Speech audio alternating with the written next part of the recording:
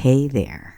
This episode is a bit different. You might wonder, what does the hell of week has anything to do about marketing and business? And honestly, I don't know myself. And as I tell you the story, I think we will find out. So grab your favorite drink, and if you're driving, stay the course and just listen to this horror story. Welcome to the last week of November 1992. I was 18 years old. I had been working in my mother's business since July. And just to give you a brief background, my mother's company was an international conference and event company. She had been working for 5 years with her international team to host the World Conference on Fertility and Sterility in Caracas, Venezuela. This was the biggest event to host in this country, with more than 2,000 people from all over the world. And because it was such a big deal, I wanted to be part of it and help any way I could. So I was assigned to work in the exhibition department in the social program. And the event starts on a Monday and ends on a Sunday, in my memory, of course, if anything helps. We had been setting up the exhibition over the weekend, and all the delegates and the bags and everything. Imagine assembling everything for more than 3,000 people. Lots of late nights for many, many months. Monday arrives and everything is going smoothly. We are welcoming delegates and exhibitors, and all of a sudden, the weather outside starts to change. Apparently, there was a hurricane that was very close to the coast. The entrance of the hotel started to flood. The hotel rooms started to flood. The hotel became the hotel of hell. People running around, complaining. People couldn't leave the hotel because the streets were flooded in a matter of minutes. And then came the hail. These humongous rocks trying to break the lobby doors. A nightmare. This all happened in 30 minutes, and the aftermath was chaotic. So Tuesday came and Wednesday, and we were trying to pick up the pieces, fix everything that was damaged by the water, of course.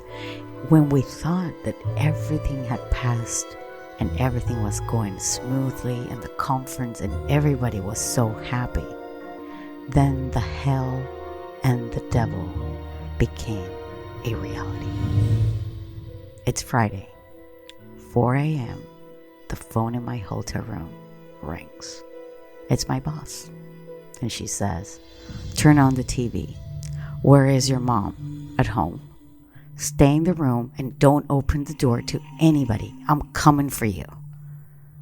I turn on the TV, and there's this weird looking man with a pink t-shirt talking on the TV, saying that this is a coup d'etat, a governmental coup d'etat to overthrow the government.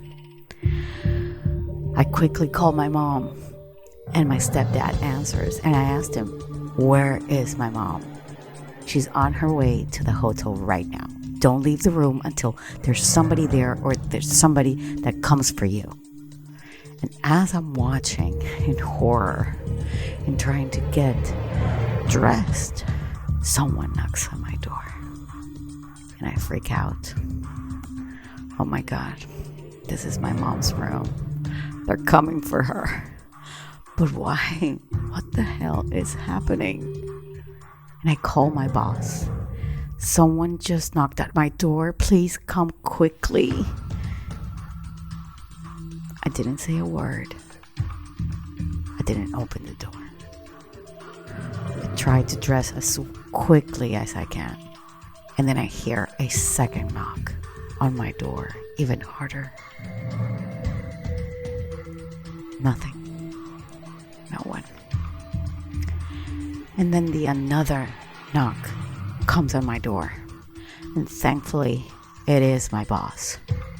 Believe me, this story, which every time I speak to her, we remember it as if it was yesterday. Not only that, because at some point when she said to me, and this is a parenthesis that I need to tell you, she said to me, "Don't worry, I'm coming for you. I know karate." Now we laugh about it, of course. But it was chaotic. Chaotic. One of the things that happened right after that, obviously we went down to the lobby. Everybody was frantic. My mom had just arrived. She was already there sorting everything. And I don't want to tell you everything that went through that. But around 10:30, 11 o'clock in the morning, as I'm helping, somebody says, somebody needs to go to the pool area and tell the people that are there to come inside of the hotel. Because apparently there have been reports that a plane had been shut down. So they sent me. And I went. And as I go outside, I'm saying, "Please come inside. Please come inside." And these were all the international participants. "Please come inside. It's not safe to be out here. Please, it's not safe to be out here. Please come inside. Let's go in. Yes, we can do that later. Another moment, not right now." And as we're walking, and I'm having everybody follow me, there's this huge noise that comes crumbling. The sonic barrier had been broken. And all the glasses from all the buildings around us exploded. We had to rush to the parking lot of the hotel to take shelter. We had to go down and stay there until we knew that it was safe to come up. And at this point, this is the only moment that I truly remember what I said to myself. Okay, I can't deal with this. Why do we need to go up to the hotel? I think we need to stay down here. I don't want to go up anymore. I am done. And I started to freak out. And then, obviously, I didn't. We did stay until everything was safe. But imagine just to think that just 1 second, 2 seconds before, we were outside and all that area had exploded in glass. I could tell you more stories about it, but I tell you, the way people react to these situations is what made it more interesting, I guess. International governments couldn't do anything. There were so many countries. There were more than 50 countries in that event. And all the embassies said, "Go to your bedroom and read a book. We can't do anything about it. You gotta let it play out and see what happens." Saturday came and we had to entertain the guests and the participants. And I had to do a performance to entertain the participants. So I danced a little flamenco and I grabbed some very important doctors to dance salsa.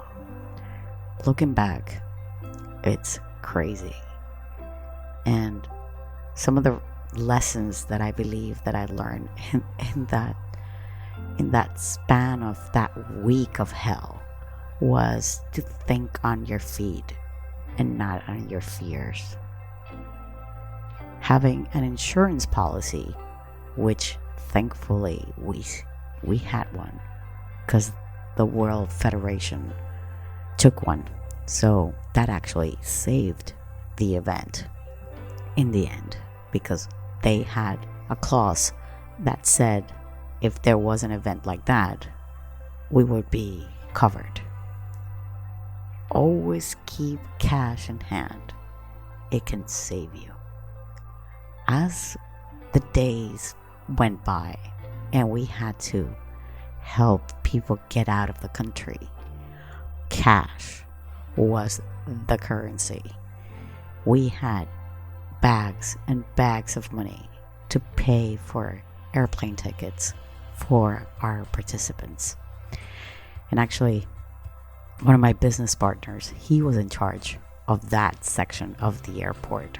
Maybe one day we'll do a part 2 and I'll bring him here and he can share everything, because we lived through something that it was incredible. But I think it also helped us be different in how we see life and how we see everything around us. Another lesson was reading a book ain't that bad. And the last one, I would say, if the world around you is crumbling, step outside and take some sun. Thank you for listening.